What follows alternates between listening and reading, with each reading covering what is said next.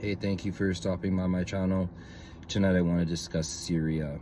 I've been consuming a lot of content from a lot of different angles, watching a lot of interviews, long form. And I guess I can say I've come to some truths that come through a lot of different angles. So the first thing I want to discuss would be Bashar al-Assad. And the conclusion I've reached is that he was a bad guy and he was very oppressive, and he was a minority in charge of a majority, and he had dungeons, and there were 14,000 people, I think by his dad, or 40,000 people lined up and arrested and never heard from again. I think 40 or 14,000 people just disappeared.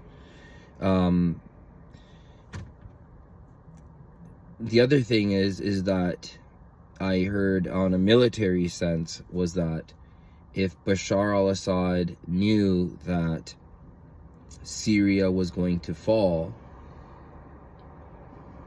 and he knew he was going to leave, why didn't he leave before? Or what made him leave? Like, how did he know this was the end? So there's that angle of things, that who would have told him that this is the end, and what made him say that from today forward there's no more hope, I need to get out of here? What would make him run away?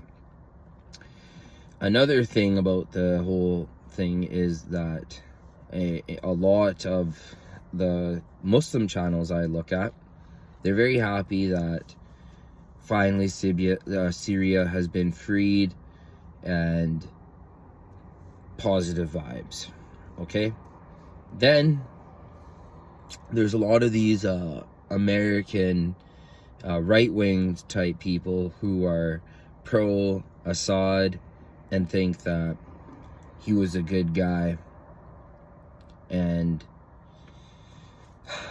connected with the Israel-Palestine war on that side of things, that him being ousted right at this moment means that there's victory for Israel in this whole conflict. That's one angle. Another angle is that, oh, this event happened, that Assad was overthrown, and it happened so fast and no one actually knew it was going to happen. Not even the people that did the revolution knew it would be successful. So there's kind of a mystery there. Another thing, now let's talk about what could happen and things moving forward. So one thing, one point I heard that was interesting was that the leader said that he doesn't want any of the government buildings to be damaged, or damaged. Let's just say damaged. And the reason for that is because there's secrets and there's intelligence and stuff like that they want to know and see what the former government was up to. Okay.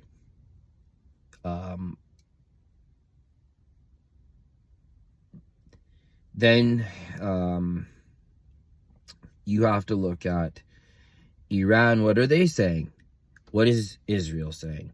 What is America and Turkey and them kind of saying? So the Iran side, they're saying that this was an American thing, and that they had to leave, whatever.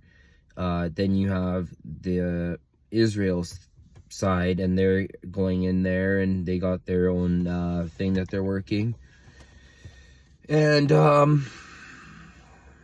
now let's talk about one thing that I heard was that if you ask the people that did the revolution, the Arab Spring in Egypt, if they would rather be with the guy today or the guy that was the dictator, I think his name was Morsi, maybe. This sounds very ignorant and very dumb that I don't know the guy's name particularly, but not the guy today, not the one that was before him, but the one before him, the real leader that had been in charge for a very long time. People say, do you think that they would be super happy to still be under his dictatorship? And people are saying, yeah, they would much rather be under the first first dictator's reign than this new guy, because they seem like they were in a worse off spot than they were before. Then you look at Libya, and supposedly Libya is not doing too hot right now. So people are saying like, oh my gosh, I hope this doesn't turn into Libya, with just lawless gangsters and people running the streets and whatever. Then there's this other theory that Syria will become the new emirate, and there will be like 5-6 little states: an Alawite state, a Shia state, a Christian state, a Muslim state, or whatever, and they're all gonna be happy and they're gonna, you know, run like that. So these are the things I'm hearing. And then again, like I said, a lot of people think that this happening right now was very stupid, because interpretation is that the resistance, Iran and Lebanon and all these countries that were linked together through landmass, were screwing around with the war. And now that land mass is now detached, that means that the other side, basically the other side being Iran and them, is that they lost. So it's very weird to think, because I don't even know what to think either. I'm just sitting here kind of looking like, now the information is just so much more information. Like, it's so much more like new data. And how do I interpret this? What do I make of this? So, thank you for watching my videos, and subscribe. Please leave a like. Thank you.